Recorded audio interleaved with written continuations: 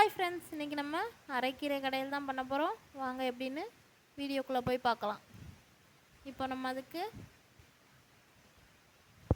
பாசிப்பயிறு எடுத்து நல்லா தண்ணியில் ஊற வச்சு எடுத்துக்கோங்க. கொஞ்ச நேரம் நல்லா ஒரு 2 அலசு அலசிட்டு அது கூடவே பூண்டு 10 பல், ஒரு தக்காளி, ஒரு பல்லாரி, கூடவே வத்தல், சீரகம், மஞ்சள் பொடி, உப்பு போட்டு இப்போ அது கூடவே நம்ம அரைக்கீரையை கை பார்த்து வச்சுருக்கோம் அலசி, அந்த கீரையை கூடவே சேர்த்துக்கிடுவோம்.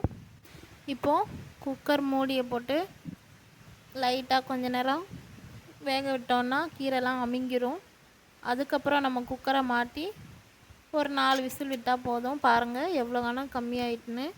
நான் அதனால தான் உப்பு கொஞ்சம் கம்மியாக போட்டேன்.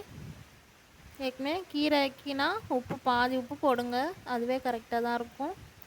இப்போது நான் ஒரு 4 விசில் விட்டு எடுக்கேன். பாருங்கள் நல்லா வெந்து குலைவாக இருக்குது.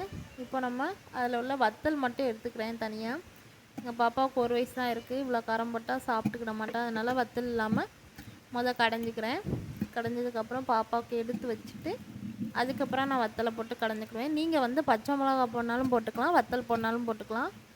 நீங்கள் எல்லாத்தையும் ஒன்றாவே போட்டு கடைஞ்சிக்கோங்க. அவ்வளோதான். இனிமேல் தாளிக்க தான் போகிறோம். சீரகம், கடுகு, கருவேப்பிலை போட்டு தாளித்து காயப்பொடி கூடயே போட்டுக்கோங்க. தாளித்து இதில் ஊற்றினா போதும். ரொம்பவே டேஸ்ட்டான அரைக்கீரை பருப்பு கடையில் ரெடி.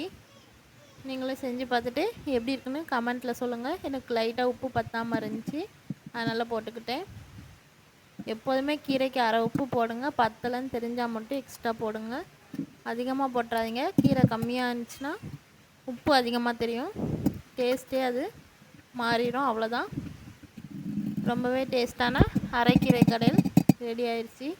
அவ்வளோதான். இனிமேல் தாளித்து ஊற்றிடுவேன். நான் சொன்னேன்னா அவ்வளோதான். வீடியோ எப்படி இருக்குன்னு கமெண்ட்டில் சொல்லுங்கள்.